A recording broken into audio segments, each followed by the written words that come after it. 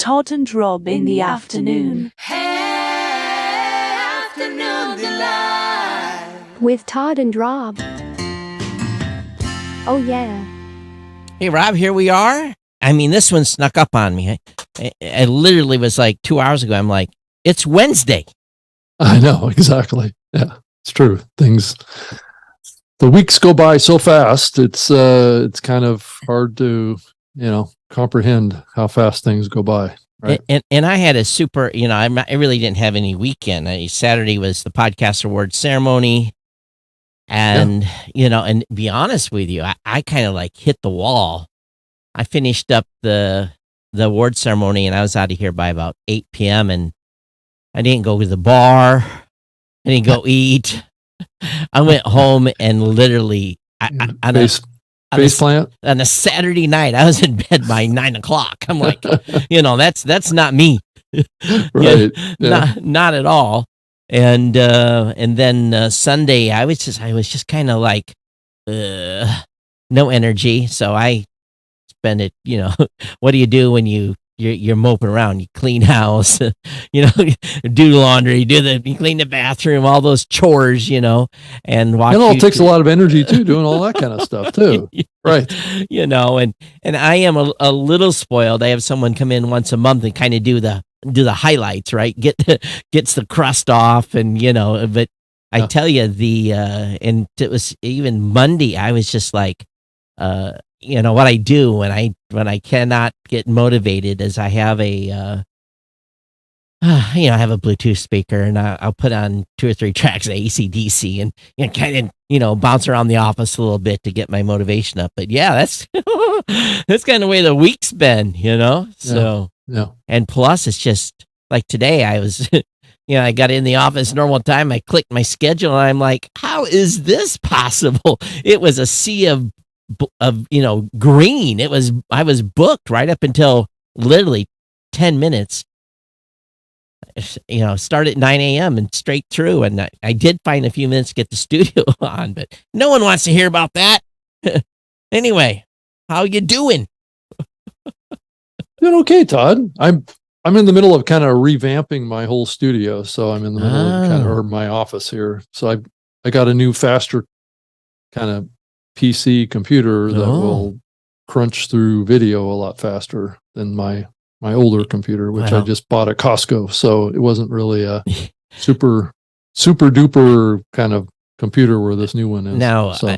I'm just telling you're using the wrong flavor of computer to edit video. So, well, I mean, I kept that in mind when I got this new one. So yeah. But in all honesty, what's kind of funny is I have and those of you can age, the machine that I use to process this video is the old Mac Pro trash can.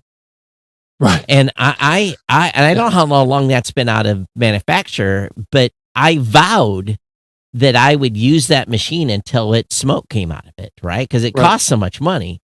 But I also know that this little Mac Mini that I have sitting right here beside me probably has the same horsepower in it, right? Can process video faster than that. But I'm bound and determined, to get my depreciation. It wasn't, I think it's already depreciated 3 years or whatever they do for computers from a business standpoint. But it's still, as much as that thing cost at its time, I refuse to buy anything. I use this Mac Mini for a purpose, and I do other things while the video's being. So I'm spoiled, but anyway, it's like, I get it. So, how long does it take you to crunch an hour show? Well, I haven't actually got it fully in service yet, so I haven't had a chance to play with it. I'm trying to rejigger to take advantage of 2 computers now. So, trying to arrange my monitors and try and get them fixed in position, and I'm getting all my monitors off my desk, or not my monitors, but my PCs. See what happens when you complicate things with video.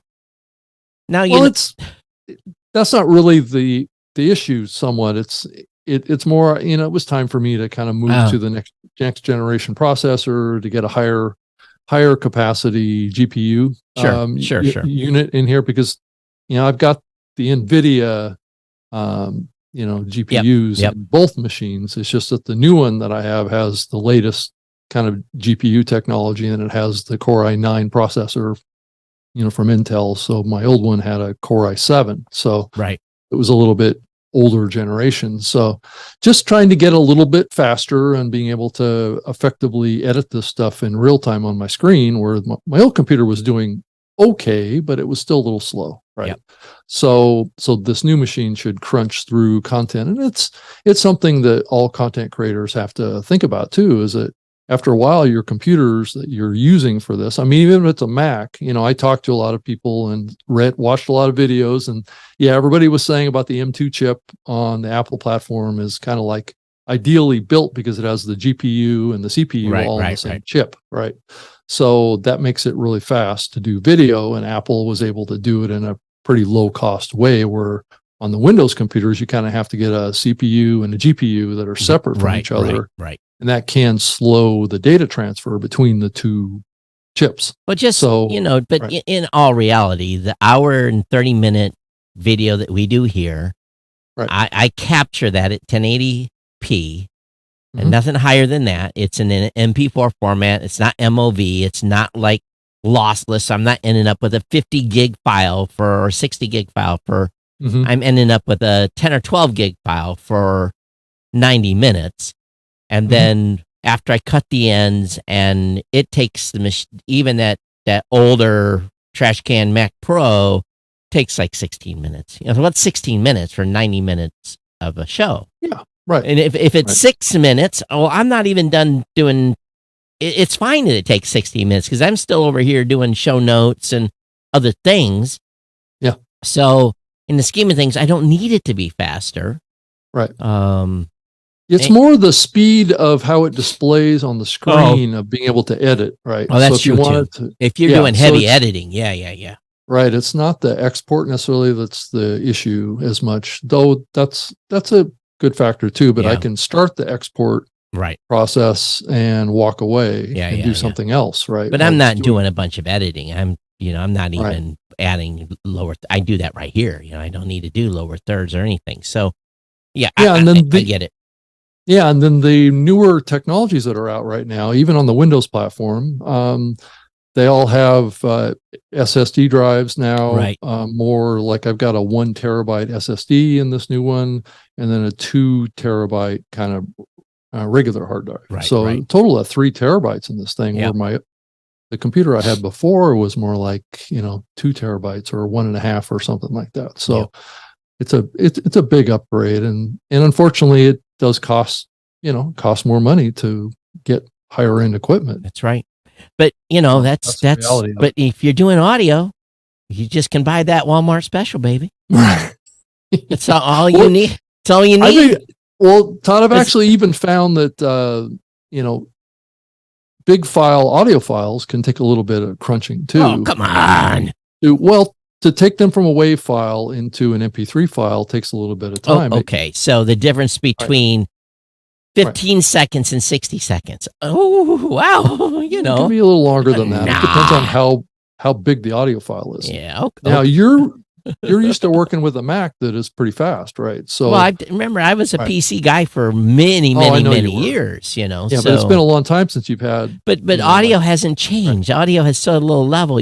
Again, all you need is that $3.99 Walmart special. You don't need to do audio. Seriously, I don't know that I would recommend that, Todd. Just get the cheapest computer you can get. Well, you get what you can afford, and most people already have a computer anyway. So, a lot of this stuff is being done on their mobile devices on their now. iPads too, or whatever. Yeah. So, again, that's a good option too. If we're going to talk about this topic, I think increasingly more and more platforms are thinking about mobile for production of audio and production of video too. And it seems to be a pretty, I've done some video productions on my iPhone as well. Actually, I streamed our live show. Yeah. I don't like doing video editing. No, I agree with that. But on the capture side, it actually can do a decent job. So, and that's a good option for some people that don't want to invest a bunch of money in something right away. And I think it's important that we, stick on that topic, that This does podcasting, audio podcasting, Right. is really to the point now where the equipment, again, as simple as your phone, your tablet, any low end computer. Yeah, if you want to have a Mac, that's great. Or you want to have a PC, it's great. They are expensive. Those Macs are expensive. So, The cheapest, believe me, for bang for buck, it's about equal. You can buy a cheap Windows machine, absolutely, and that's always an option. So that's why Windows machines still sell, significantly more volume, because a lot of people do not have the budget for $1,000 or $700 MacBook. I haven't looked at what the cheapest Mac is these days, but I'll be honest with you, if you're just using a desktop, in my opinion, the biggest bang for the buck at Apple right now is the Mac Minis. It's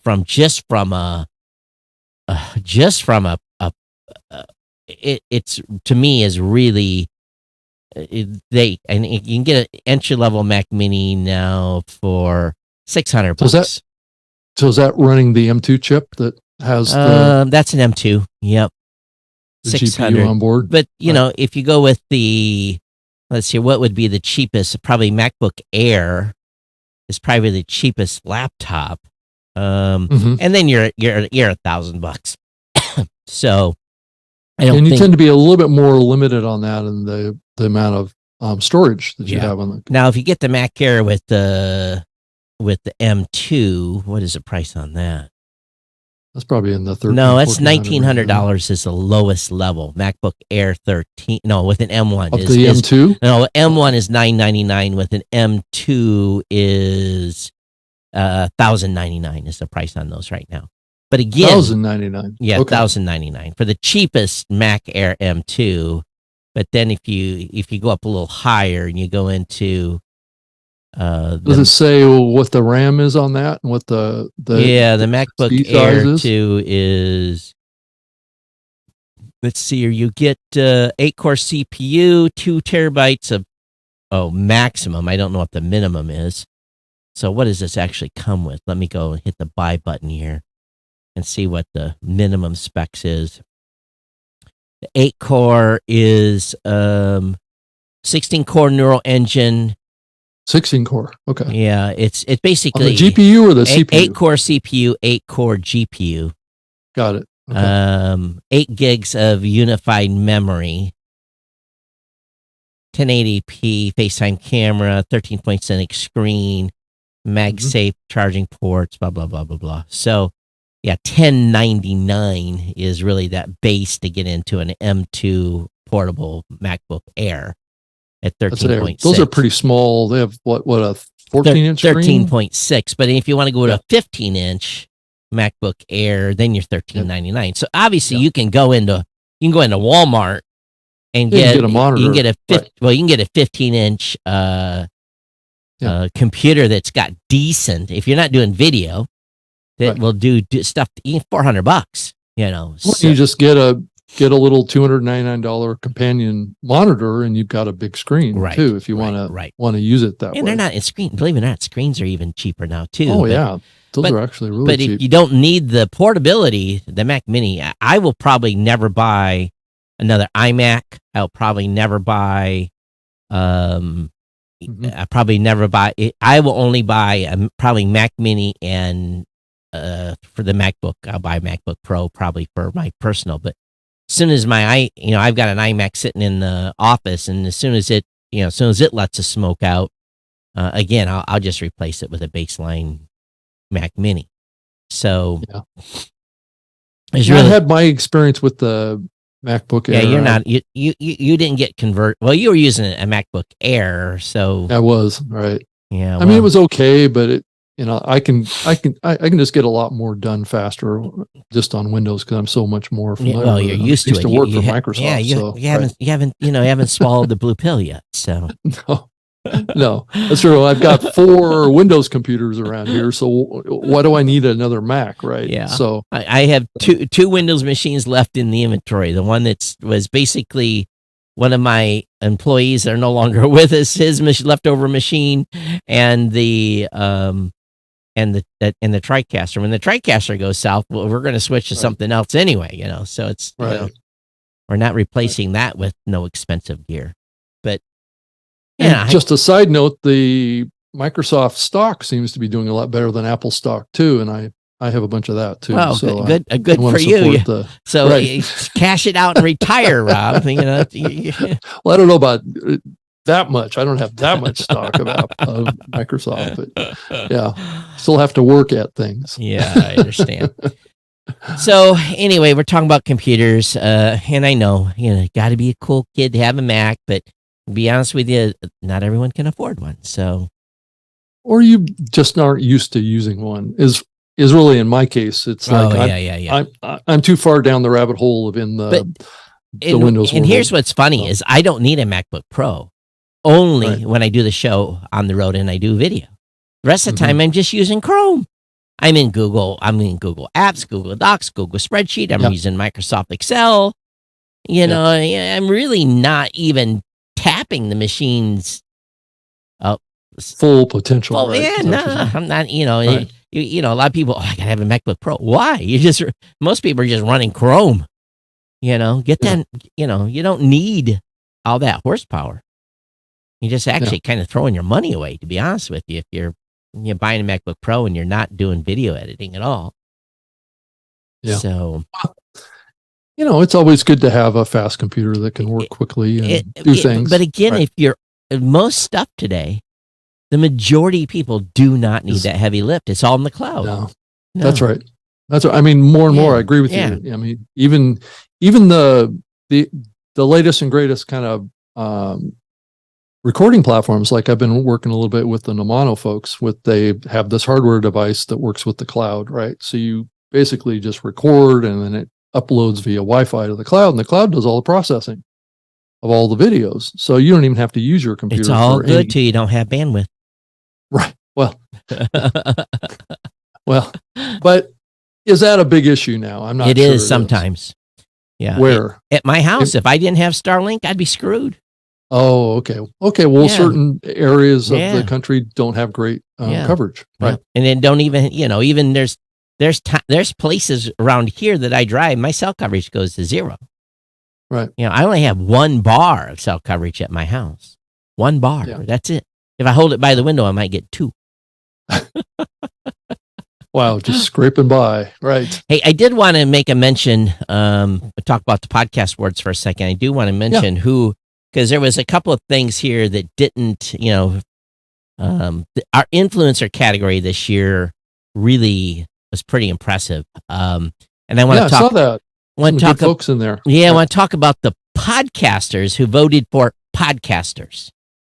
Right. So the listeners, influencers are handwritten in by listeners. They actually have to handwrite in the entries, and so this year the podcaster influencer of the year, Adam Curry, Dave Jones, Podcasting 2.0, Alex Sanfilippo from Pod Pros, Dave Jackson from School of Podcasting, Joe Rogan Experience, and Kale Laurie and V. Rivera from Baby Mama's No Drama. Now, what was interesting was I've had a heck of a time over the years, the second year, going through, because a podcaster indicates they're a podcaster when they're nominating or voting. And then from that, I pulled this data out the side. I had ChatGPT Code Interpreter build the list this year. Wow. From the voting. I said, look for similar names, similar show names, group them, top to bottom. And then I had to spill it out. It gave me a number. And then I went into the doc and ran my own. I backed up, especially if 1, 2, 3 was easy.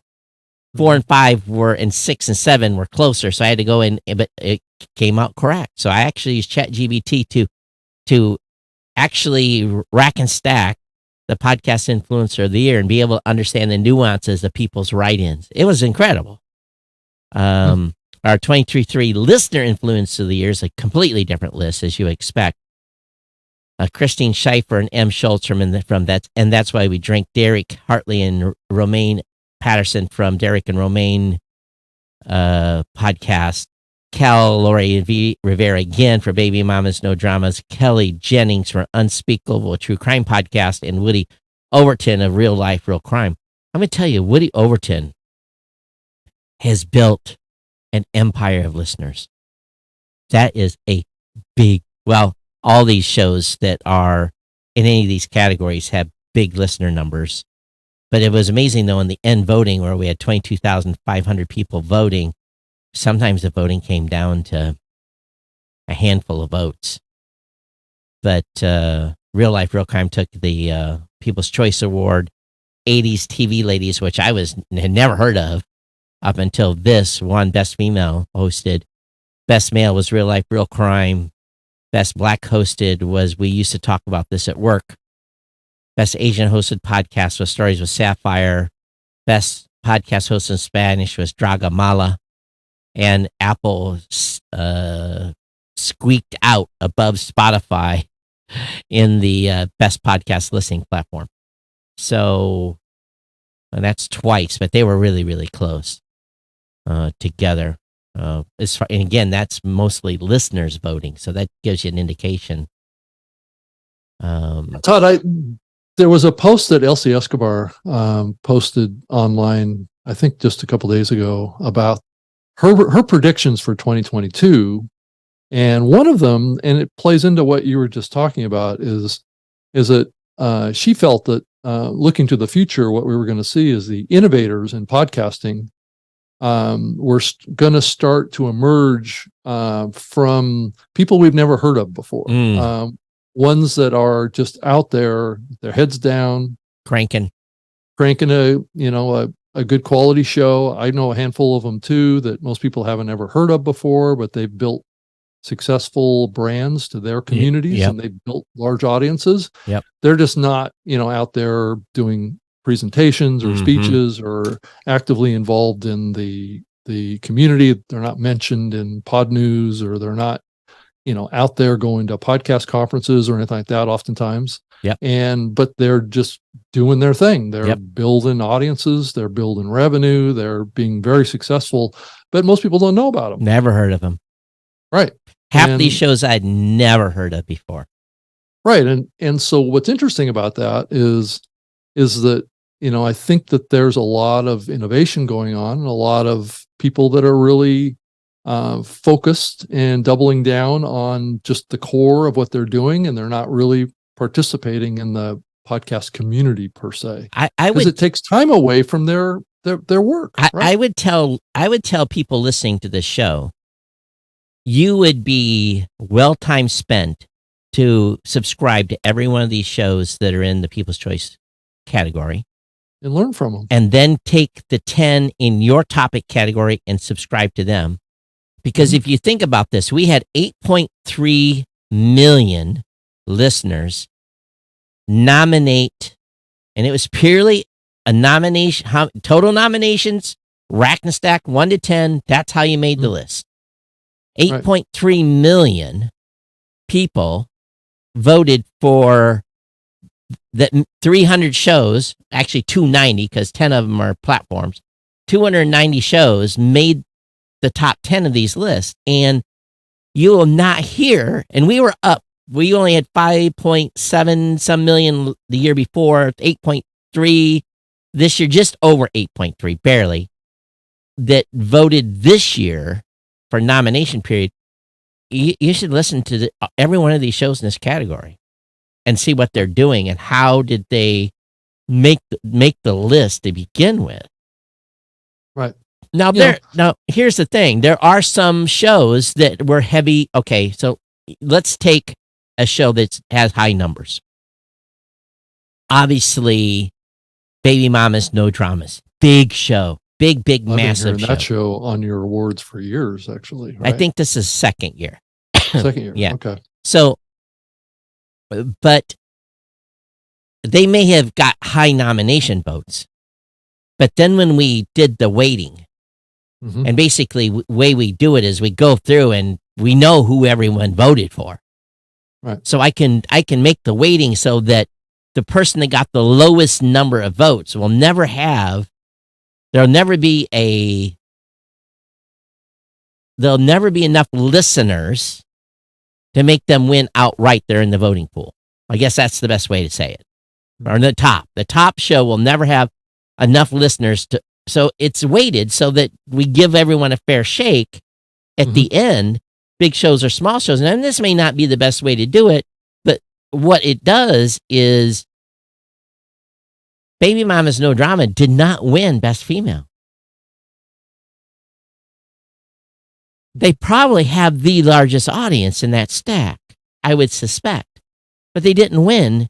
Why? Because again, there's other factors. There's Right. other factors there. But again, it doesn't discount that they're on the list. That's why I tell everyone that gets on the list. That's a huge accomplishment to be in the top 10. Yeah. And some of these folks that won by just 1 or 2 or 3 votes. It was tight in the end, So there's not much. There has to be a winner, at least one, and everyone else. They're not losers by any means. But Do you ever have ties, Todd? You ever have ties? We've never had a tie. And I do have written a policy on what happens if we do have a tie. We go back and look at the original nomination votes and see how many of the people. A tiebreaker? No. We go back and look and see what percentage of their audiences verified their email during the nomination process. Got it. So what does that cause to happen? That's if there's a tie, but we've never had a tie. We've never had to go back. Okay, so what the outcome of that is determines who actually wins. Will win if there's a tie. Yeah. Got it. And again, and as I talked about in a previous episode, I'd taken all these voter data and I went back and we did analysis this year without paying the firm $5,000 to do that, and look for fraud and to see for voting trends, which is not illegal. It's not illegal for a show to say, hey, why don't we tell our audiences to vote for these 3 shows? And it's not, if they combine forces, it's not illegal for them to do that, but we could see that in the data if they did. But I'm really, I think you're right though, going back to the point you made. There's shows here, and there's some that I know, Stories of Sapphire. I'm familiar with her show. Dad's Drinking Bourbon, familiar with that show, but I've never listened to it. There's and their hosts, and there's people on this list that I know, but most of these people we've never heard from. Bedtime story. Obviously, they're listeners. They're listeners, but they don't, like you said, they don't go to podcast events. Bedtime stories for insomniacs, Inside the FBI. I've never heard of this show. Never. And I had a hard time saying it. It's spelled These Fukken Feelings Podcast. These, I said Fuken instead of what he's really trying to say there. These Fuken Feelings Podcasts. Never heard of this show. And watched and again, you don't seen the acceptance speech from the podcaster, and I'm like, who would have known? Right. And by the way, I had the stats written down, so I tell you how it broke out for. And again, we don't have diversity quotas. Women shows won. All women shows won 15 categories. Men won 14 categories, and there was what I would consider a mixed show, 1. So it was either, it was, the ladies edged out the men, I think, by 1, my final tally. Well, and that's what the population is too. There's slightly more women than men. But if you think about, and again, we don't put the thumb on scales here. We don't have a quota. And if you look at the breakdown now, as far as the podcast influencers, it was definitely heavy male. 1, 2, 3, 4 men to a female couple. Or not couple, excuse me, a female host and co-host. Whereas the listener influencer of the years were 1, 2, 3 women and 2 men-led shows. So the ladies won when the listeners were saying, hey, this is who we think are the influencers of the year, whereas the podcasters were definitely heavy dominated by men. So to me, it's always fascinating to dig into this stuff. Well, and it's great that you're doing this, Todd, because it's exposing these shows that are obviously innovating and doing terrific stuff with their communities and growing their shows and that most people in the industry haven't heard about. And that's good news. And the sports show, what the overall news about the industry is, a feeling of pulling back. Well, maybe we need to be focused on success and who's finding that in this difficult market. Right? And, the sports show's been dominated by football shows for years. Well, this year it was football, but not U.S. football. It's called a show called the Halftime Show from 95, I think, FM. I don't know if they're in Europe or where they are, but it's all about what we call soccer, and to me, I'd never heard of this show. Everyone else on this list, I almost knew. Fantasy Football Today, All the Smoke, Morning Combat, Packers Fan Podcast, this Halftime Show, and again, this shows it's really, to me, I always scratch my head about the whole thing on how it ends up falling out. So anyway, I'm glad it's done. Now the trophy stuff starts, but I guess I was thinking about next year, right? Yeah, well, but the There's challenge, a couple days before you can do that. We've had trouble filling the Spanish category this year. Really? So this year I only had 6 shows. If you just registered a Spanish show, you made the final cut. Wow. So this one category we got to work on. Probably more outreach. Yeah. Because Todd, you've been saying for years that this isn't necessarily a Spanish language thing that I'm about to say, but it is talking about other languages, right? And other podcasters around the world. But you've always said that, Brazil is doing amazing down there in South America. There's huge shows down there, and nobody in the industry ever hears about that. So it's just another example of, I think as an industry, we tend to be a little myopic about who's doing what and where, and who's finding success and who isn't. And I know James Cridland does a terrific job of exposing things on a global scale. But obviously, what this topic is that we're talking about is that there's success that's slipping through the cracks. Yeah, right? absolutely. And not getting the attention maybe that they deserve to be given, and a terrific example for others to say, well, maybe podcasting is a great way to go, and maybe the example that these shows are setting is something that is something maybe we should all be taking a double take at. And I will say that I should look, but I think 90% of the winners have their own website. So makes sense. But I'll let you all dig through it and tear my, have fun sending. First year so far, no hate email. There's usually one or two. That's pretty awesome. So that means that you've dialed this in, right? Because there has been years before where there's been, you faced a lot of tough times. Quite a beating, right. Right. So you knock on wood here, and I'm sure something will come through. But it's a curious time in podcasting. To be honest with you, I really haven't come up from air since last Thursday. So what is happening in the podcasting space? There's something that I need to pay attention. I think I read pod news, and that's about all I do. I don't have time really to look at too much more. Yeah, that's where a lot of it comes out of. It comes out of the Sounds Profitable stuff. It also comes out of just what the discussions are in Facebook and Twitter and those platforms too. But I think that the thing that came out here most recently is I guess Canada's decided to pull in podcasts into regulating media up in that country. And if you make more than $10 million a year, I think.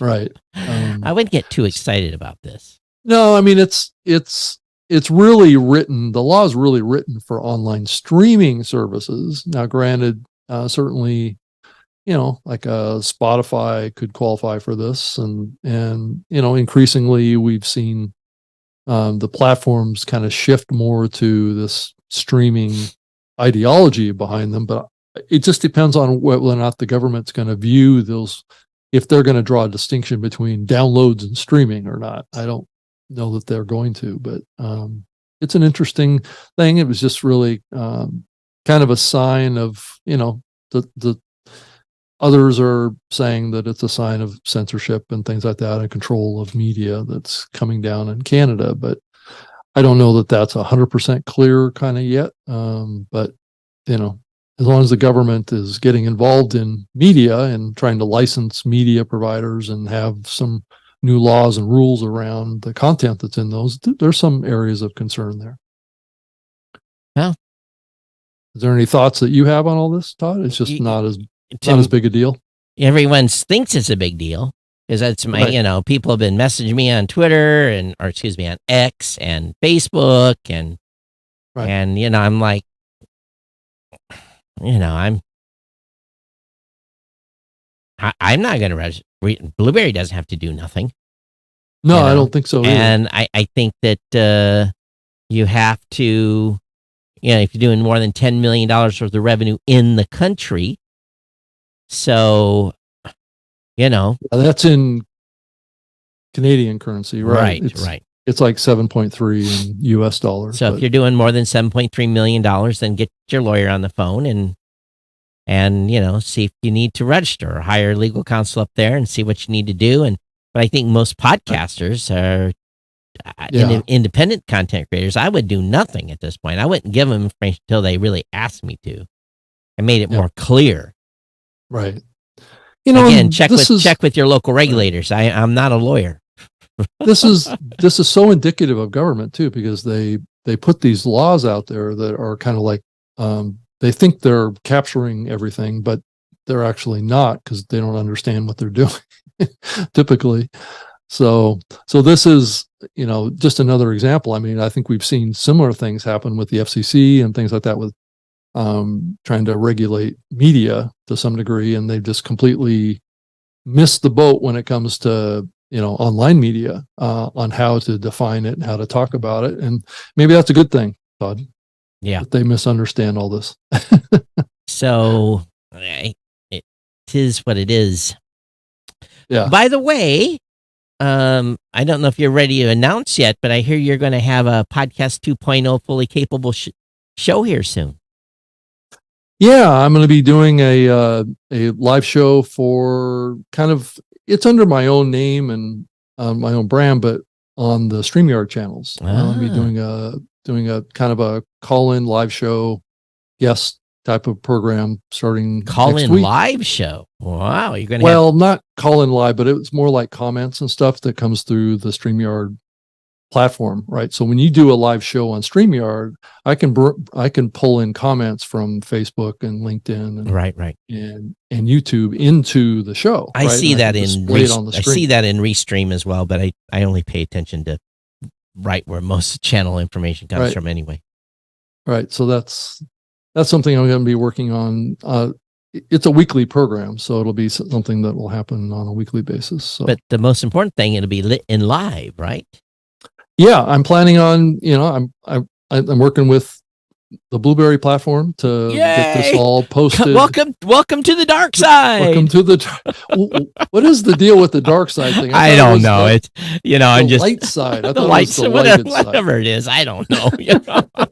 You've been with all those other platforms. So find time. You finally come over and use some great tools. Well, I've always had the WordPress plugin, the PodPress plugin on my blog. I just haven't really taken advantage of it too much yet. So, but that's kind of a separate project off my own blog. Well, now you're going to figure out how easy it is to publish a show from your own WordPress website. Well, eventually, that's not the first project. The first project is to get this new show done that's going to be live on all of the live platforms, as well as a audio and video podcast. Yay! Is the idea. Right. So it'll be RSS for video, RSS for audio. Nice. So nice. that's the idea. So So anyway, it's and you can it feels like a throwback to an earlier era, Todd. And you can now stop now. Don't no it's no throwback. You're in modern times. I know I'm in modern times, but I feel like I'm doing something retro to the past somehow. I don't know why. I mean, that's what this show's been doing this for forever. 10, 12 years now. So yeah. I think in some people's minds, podcasting is just audio, right? Of course, So then no one that listened to this show knows. Everyone that listens to this show knows it's both. And actually, right now, we're just a live stream on YouTube and on Facebook and on Instagram and on LinkedIn and yeah. So it's not a podcast right now, is it, Todd? Is that what you're saying? And we're streaming to your YouTube and wherever else. Yeah. So that's the example I'm trying to set with this new show is how to take advantage of the latest technology. And I obviously thought that Blueberry was a good place to go to take advantage of the podcasting 2.0 stuff. So, and I wanted to have that as part of this experience. I had gotten an interesting email from LinkedIn because let me see if I can find it. It's not I've got way too many emails going here. Let's see if I can find it.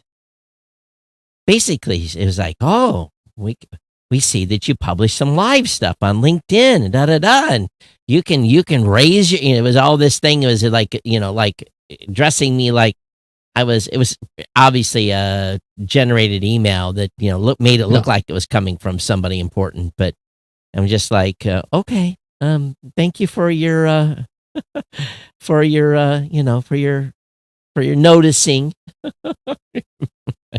Yeah, it was kind of funny, but I can't find it now. It's buried. I might have deleted it. So I was trying to look at some of the other more recent news, and I came across this article. I mean, if you're subscribing to Pod News, you're probably seeing this stuff too, but AI is still infiltrating, right? And getting integrated into more platforms. And so we're seeing this movement with the Resound folks. Yeah. They added 5 new AI powered editing features. So I do think when Descript actually did the acquisition of Squadcast and then the growth of Descript, I think they kind of triggered something. Maybe. And I think we're going to see a lot more AI integration into platforms. Absolutely. Going forward.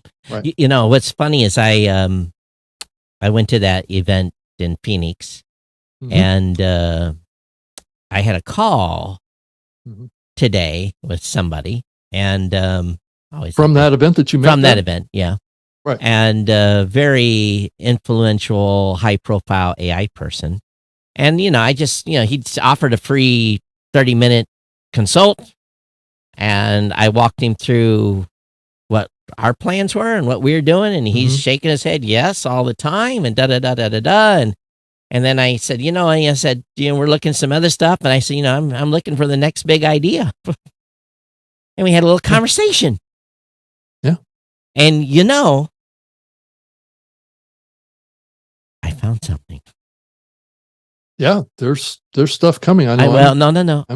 I came up with an idea. Oh, a new idea. A new idea that no one else is doing. And it was worth the full 30 minutes of that phone call, because it's always interesting to get different perspectives outside of someone that knows nothing about podcasting. Right. And they said, well, how about this? And I can't take credit for it.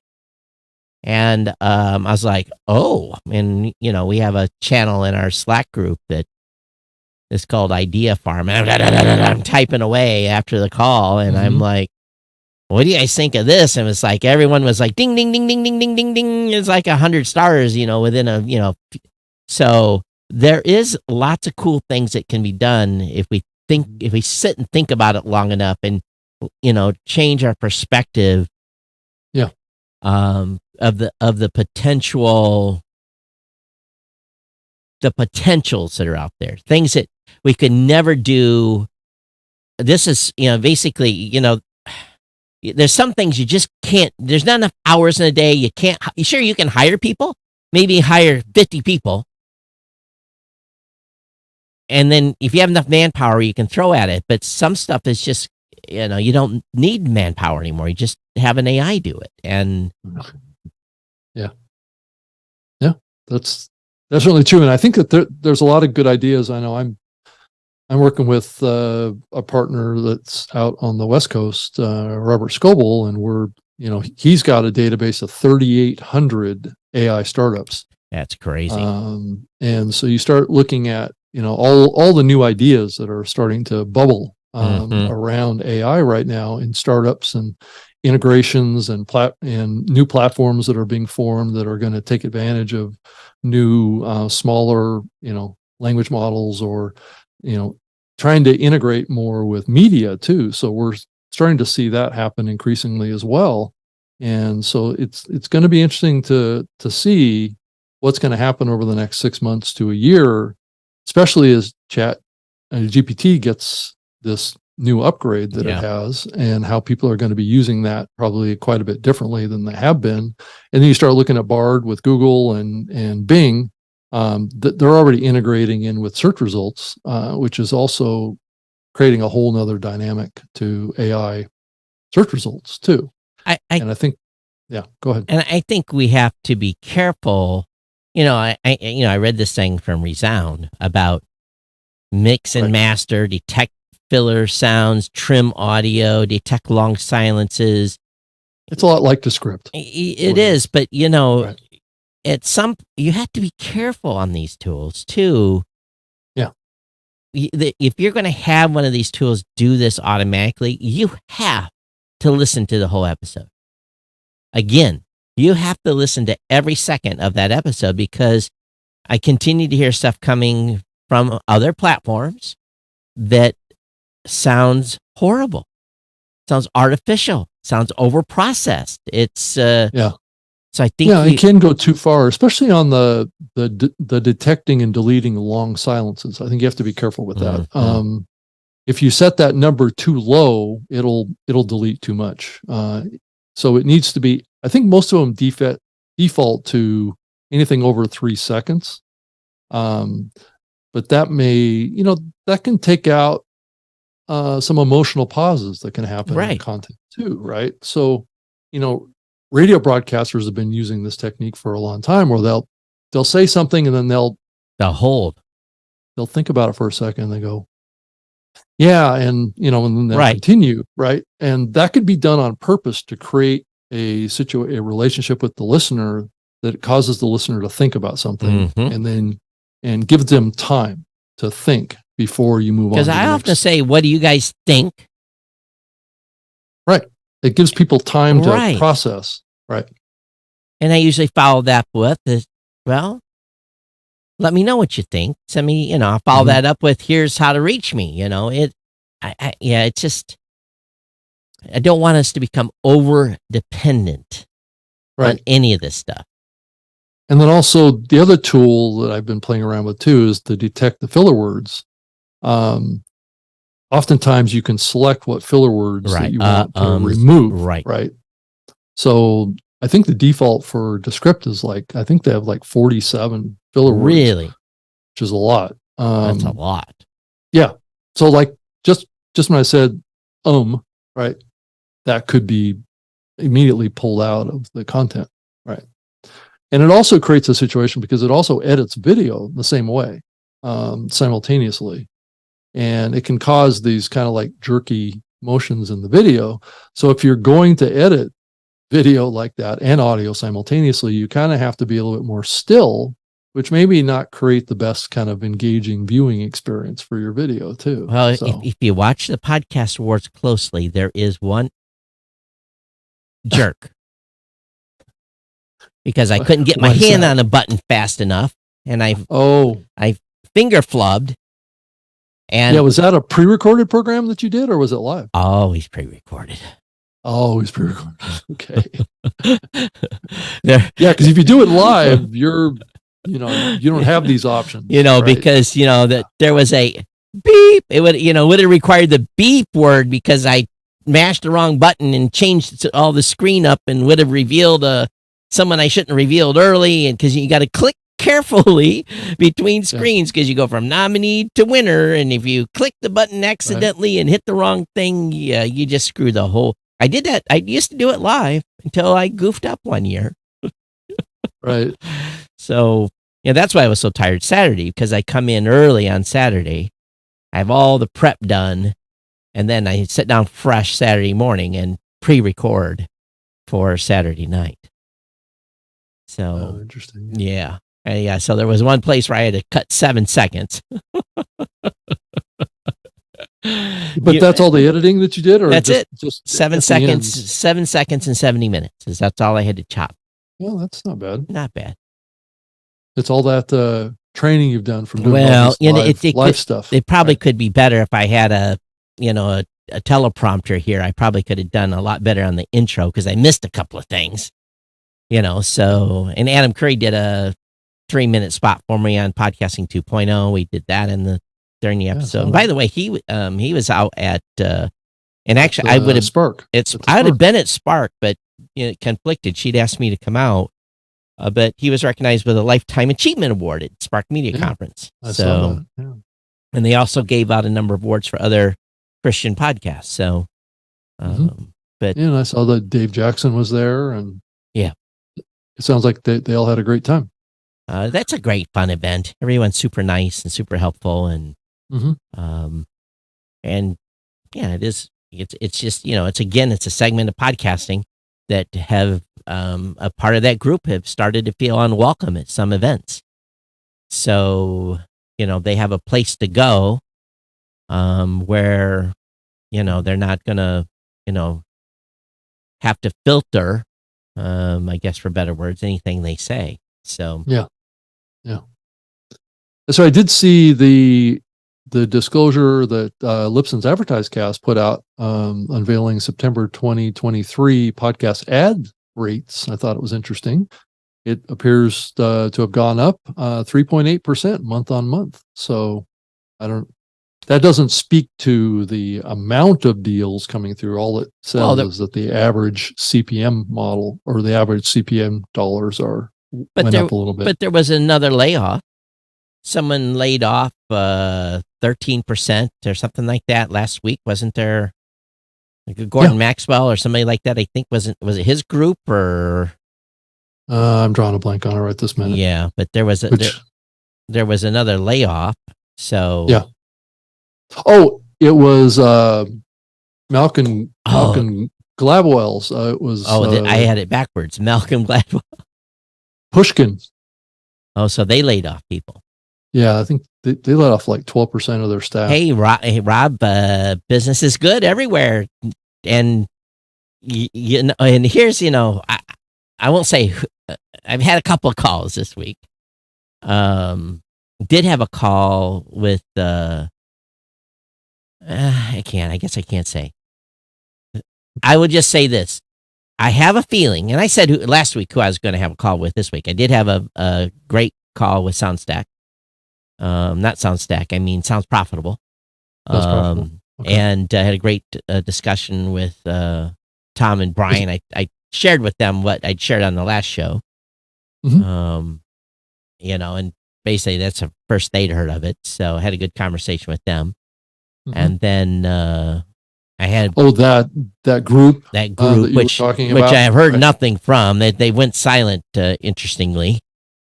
After you said something? Yeah, well, they went silent before the last show, so it wasn't because of the show they went silent, but they've been quiet since prior to the last show. Oh. But every indication is that, and I actually was scolded on another show for, saying, I can't talk about this. And what I couldn't talk about last week was nothing to do with advertising. It was about features of something. So it's Q4 did not come in like a lion. Q4 appears to come in like a lamb.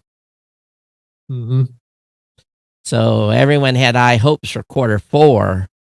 And from everyone I've talked to, Q4 has been just as flat as the previous 2 quarters. Mm. So now everyone's hoping for a strong Q1. Right. Yeah, that's true. I think there's going to be more blood. I think there's going to be more. I don't think we're done here. Right. I think there's a lot of talk that we're going to fall into another recession. Well, I don't know about here between now and the first quarter. I think the average consumer already is strapped.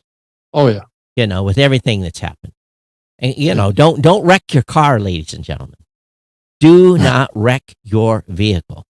Right. Because if you have to go get a new car right now, you're going to be paying 6% on that car loan. Right. So don't wreck your car. That's holding back the whole economy on all these loan rates that are so high. And people are not acquiring things. Well, but people like my parents, they bought homes when they're paying 12 or 13% on their home loans. So the but the prices of the homes were a lot lower. Well, that's absolutely true. As a percentage of the income, too. But they weren't making as much money. So if they were, if they had to buy a $80,000 home 40 years ago, they were making the equivalent of less money too. So it was still a big number. Yeah, but we've overinflated or lowered the value of the dollar so much in that time. But I did also strong notice, outside the United States. You get great exchange rates from most countries you go to right now. Yeah. I also noticed that the Lipson AdvertiseCast folks, there was a little additional comment about them. It says that the company highlighted their brand safety tools from ComScore. So I thought that was a little bit of a tidbit. I didn't know that ComScore was actually into brand safety and podcasting. Did you? I may have known that. I may have heard that. So that's a very competitive market right now. You got Sounder, you got Barometer, you got ComScore. I think there's a couple other companies that are into the brand safety and suitability evaluation processes these days. You want to talk following like a rock? Check this chart out. Oh, podcast one. $1.77, wow. Baby.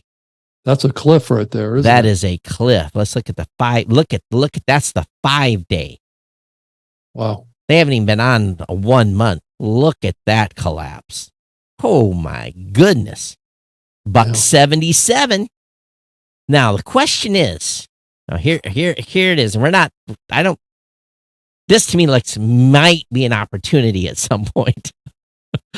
So the question is, how low will it go?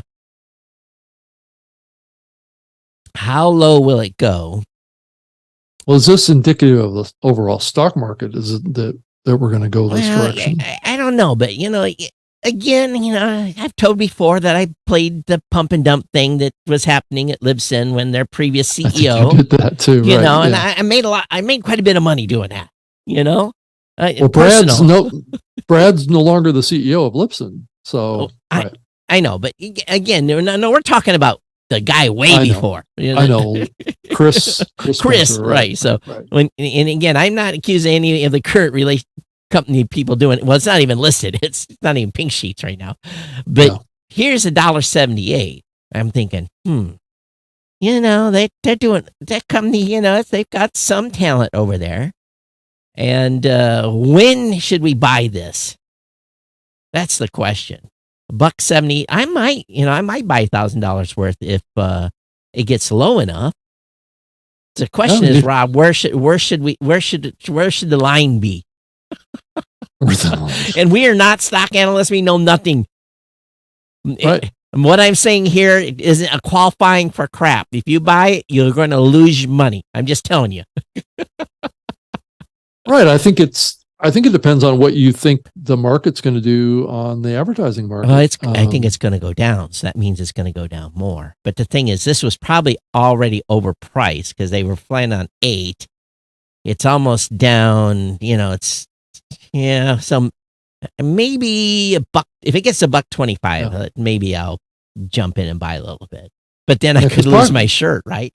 But if it's only podcast one is in its value is very dependent on the advertising market. Yeah, so it's completely that is independent. that is almost like a gauge for what's going on in the advertising market. But it's getting low enough here that it would almost be safe to roll. You may not get much return. You only buy $1,000 worth. What if it goes to $3 and you double your money? That's it. But it might be worth. If it gets $1.25, I might jump in there and get my Edward Jones account and do a buy on 1,000 shares or something. So would you feel better if Podcast One was IAB certified? Well, if I own the stock, I want them to triple, quadruple, quadruple count. Right. But if they're not certified, they're free to have higher numbers, right? Yeah, I'm just joking. So anyway, it's an interesting kind of quandary there. Yeah. Right. So, but it is interesting that it's $1.70, $1.78. Yeah. That's huge. And it was announced that the Podcast One's going to translate its podcasts into Spanish. Oh, well, that might help a couple of pennies. I put it up to 180 or something, right? But it's buying this just buying it yesterday, and you've already lost. This is horrible. Since Monday, it's down 20 cents for a stock that's $1.78 right now. That's huge. It's a huge drop. Mm-hmm. So yeah. So go ahead and finish your thought. So and what do you all think? When should we all grab a little? I'll spend $10 on it, Todd. No. Okay, come on.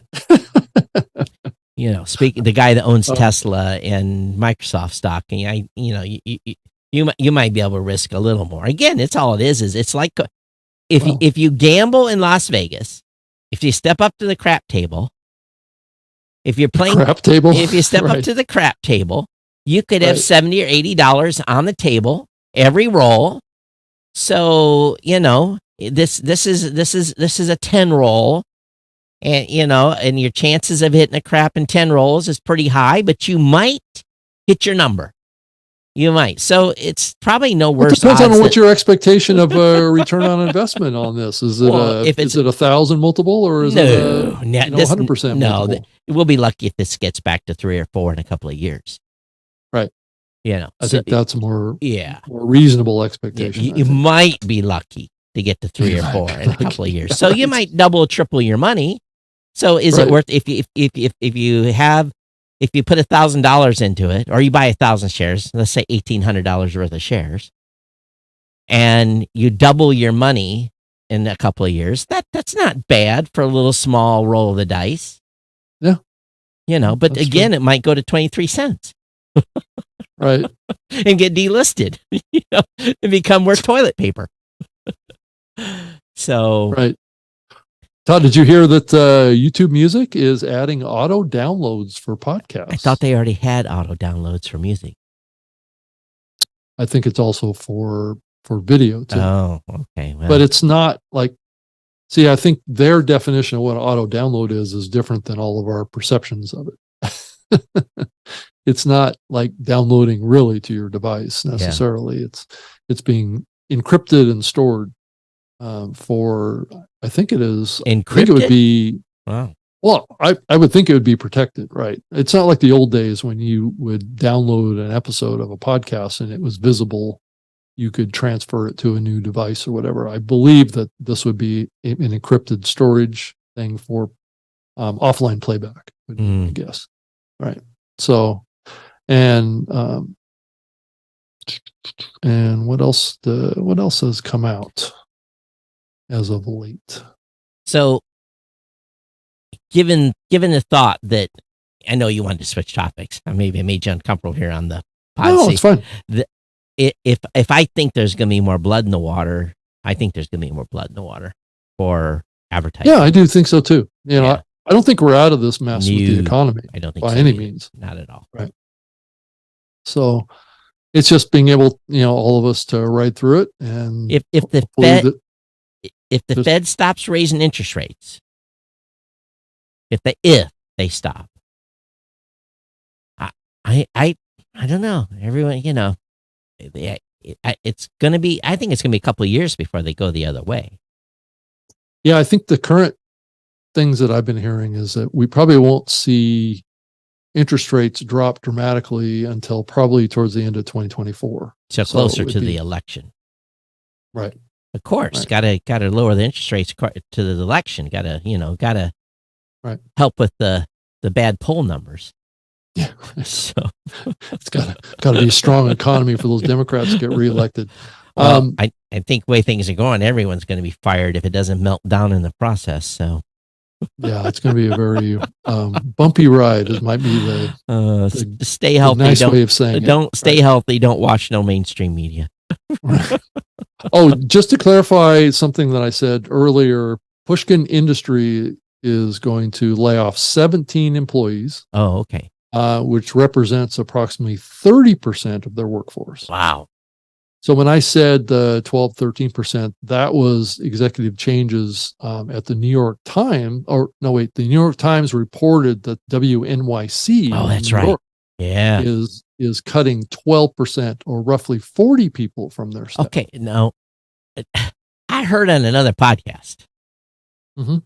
that some podcasts over there have like 20 people on staff. I heard that. Is this, we're talking about WYNC, right? Is that who we're talking Correct. about?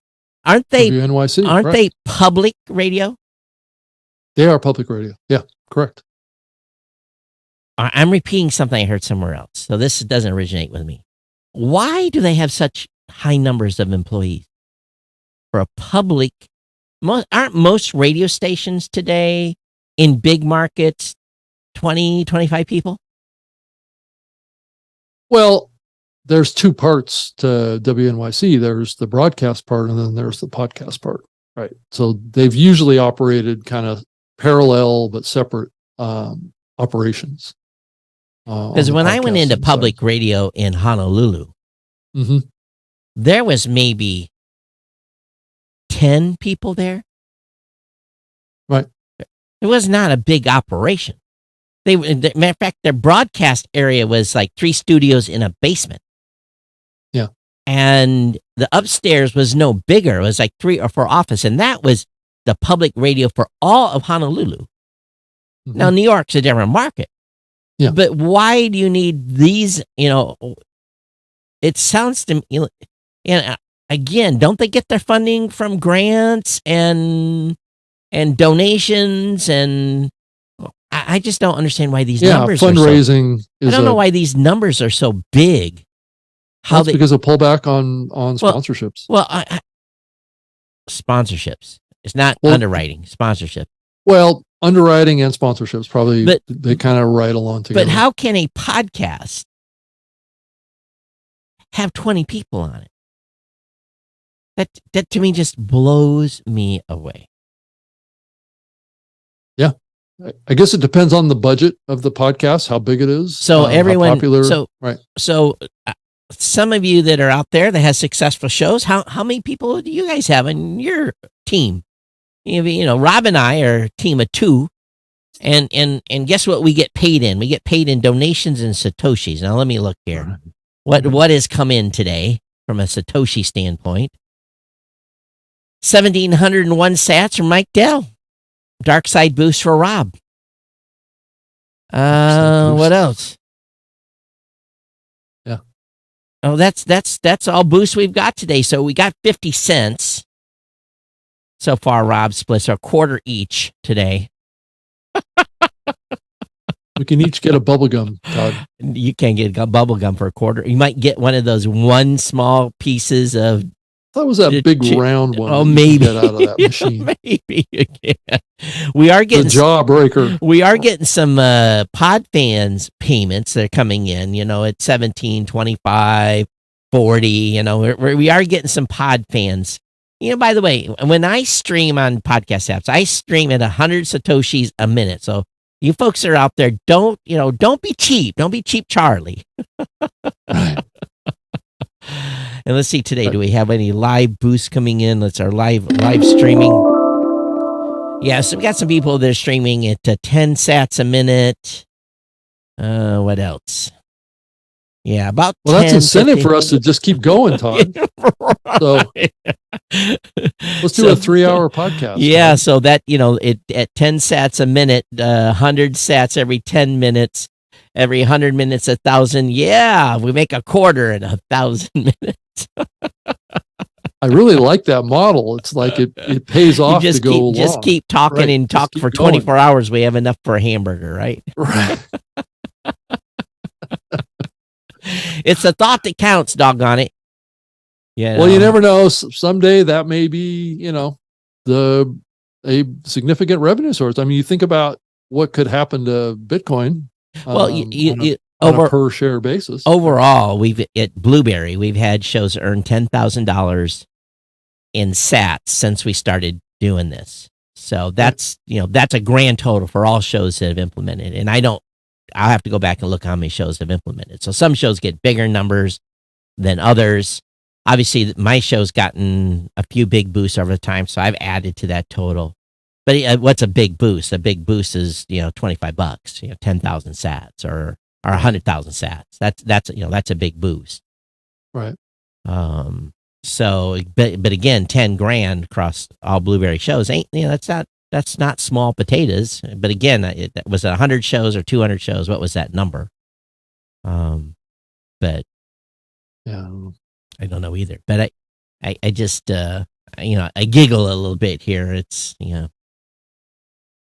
but anyway, I lost. Hey, Todd, I also my noticed train of thought here. Go ahead. Yeah, I also noticed that there was announced a new Shure SM7DB XLR vocal microphone that was announced. I don't know if you saw this or not. No, I didn't. But it has a built-in preamp inside the microphone. Is it XLR or USB? It looks like XLR. Oh, is the one that has this capability right now. I think that's the one that probably needs it the most. Yeah. It's the XLR version.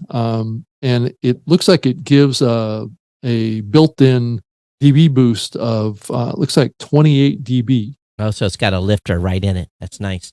Yep. So, but if you get a cloud lifter, that gives you a plus 60 dB, which is basically double the amount of preamp. So do you use a cloud lifter with your on your SMB7 there on I do. You do. So, but on my microphone here, my preamp is $800. So, but that one covers probably multiple microphones. It does. Right? It does. Yeah. And it's adjustable. I have controls on it. It's a tube. What is the model I got here? It is a Solo 810, or is it 610 or 810? I think it's a Solo 610. I've had it for years. Mm-hmm. When I've had that for, oh my God, how long? Since I started podcasting almost. So I first built my studio. Yeah. Let's see what it priced at today. So this new SM7B or DB is going to cost $499. It's actually $100 more than the original version. How much is it now? $499. It's about $100 more. Oh. Than the original one, like this one doesn't have a preamp in it. So you're going to pay one way or the other to get that preamp. Actually, if you get the model that doesn't have the preamp in it, I don't know if they're going to continue selling the old model, but I think the cloud lifter is about $150. Yeah, and they didn't have cloud lifters when I bought this piece of gear right here. Right. Universal Audio Solo 610 1-channel tube desktop microphone preamp. Yeah. I think I paid $850 or something for it way back in the day. Yeah, so this one, it looks like the new microphone will have the Shure name branding on it. So, whose cloud lifter does it have in it? Does it say? It's just a Shure built-in preamp. Built-in preamp.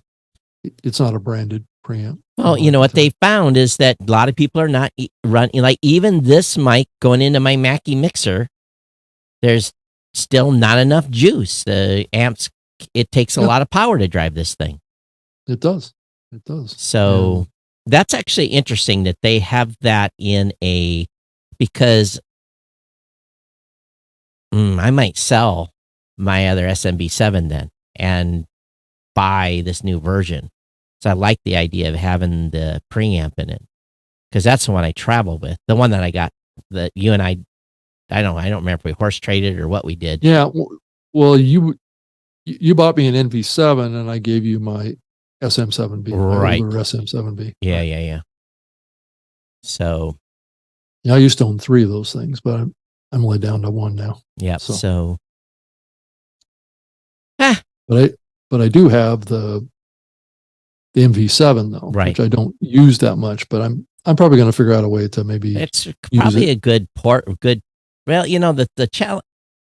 What I really need is I've got the original Roadcaster, and yeah, I do too. And that's what I'm using here too. And I that Roadcaster Duo. The smaller one would fit really nice on this desk. It would give me back 4 inches of this desk, Mm-hmm. and I have every inch of this thing filled, Matter of fact, I had a monitor go bad here, and I had a monitor on the rack that hadn't been turned on in 5 years, and it was about this much bigger. It barely fit in here, and I prayed and turned it on. It actually worked, so I didn't have to go buy another monitor. But yeah, maybe I'll make the jump to that Roadcaster Duo. It takes up less room when you travel. So, speaking of travel, I am going to the other side of the world in late November for a little while. So yeah, you told me that. Yeah. So I'll be doing the show. We're going to be shifting the show's hours because I'm going to be 13 hours offset from you. I think, weren't we going to do it later? Yeah, later in the evening, your time. Yep. Right. Because I think 6 my time will be 7 your time. So we'll figure it out. 6 a.m. my time. Yeah, I know. I was trying to get you not to have to get up like you used to have to do when you were doing the show in Hawaii. But the weird thing is I'm working, so I'm going to be working from 3 o'clock in the 3 or 4 in the afternoon to 9 or 10 o'clock at night. So it's going to be kind of weird. So yeah, bizarre hours, but for a couple of weeks, right around Thanksgiving. So all right, we're coming into the holidays. Yeah, I think we're just dragging this thing out. Have we got anything else to go through? I can't think of anything that's jumping out at me right now. Yeah, it's been a little. News has been semi-slow. We can let everybody kind of find another thing to do. Well, that's a way to motivate them to keep them listening. It's time to move on, boys. Yeah. It's, I think most of them are gone by now. Anyway, I think so. I know Dave Jones said he left after we started rambling the last show, and I don't remember what point we started rambling. So maybe I think it was about the AI point. Probably into the show, we kind of lost everybody. Yeah, and we jumped around a lot on the last show. At least we didn't do that this show. Okay, everyone. Yes, we will be back here next week for another. Oh no! Wait a minute. Am I going to be here next week? Because I'm going. What day do I leave? I think we're so good. Let me look. Today is October 4th. Yes, I don't leave until October 12th to go see my daughter, and I'll be back in time to do next week's show. So so we're good for next week, and then beyond that, then we'll. We're all good until the middle of November. So no changes until then. Otherwise, thanks everyone for being here. I'm Todd at blueberry.com, at Geek News on X, at Geek News.chat on Mastodon. Yes, I'm on X, Twitter as well, at Rob Greenlee and robgreenlee.com. I am kind of posting articles to that blog. Trying to keep them updated, and I've updated that website, so trying to do that. And then I'm sure you'll hear from me as I roll out this new show coming up next week on the StreamYard channels. And then I'm going to put it out as an audio video podcast. So you'll be able to capture all that. But if you want to send me an email, you can send it to rob.greenlee@gmail.com, and love to hear from you. And I am looking for a new theme for both New Media Show and geeknewscentral.com for WordPress. So if you have a favorite Aren't theme, you guys are rolling out some new themes on your back end? well, Geek News Central is its own deal. That's on my infrastructure. It's its own branding deal, right? Yeah, it's Okay. my on my own infrastructure. So I'm looking for, I could roll out the new Blueberry theme. It's no big deal, but what's your favorite blogging, podcasting, WordPress theme that you're using right now? Let me know. It's time for a fresh refresh. And so I'm just, looking for a new template. Do we want to do a refresh on the cover art for the show too? We could. We could try it if you, one of our viewers of this wants to take a stab at it. We'd love to see your ideas. Absolutely. Cover art for the show. And Todd, you've been generating episode level art through AI tools. And I think we're going to be able to do that probably more effectively in the new Chat GPT tool. Potentially. Right. That's coming up with the integration of DALL-E. So yeah, because what happens is that we get analysis of this show and it suggests to me, and it's always like show Google and Apple, or it tells me like things that right. The image generators are not good at. So right. I have to use my own imagination to determine what we should do for cover art. Now, I'm dragging the show out here now, but if you look at last week, what I did was I showed and what it was supposed to be was it's a pile of cell phones and people throwing their cell phones away because I couldn't figure out how to show the Google exit strategy.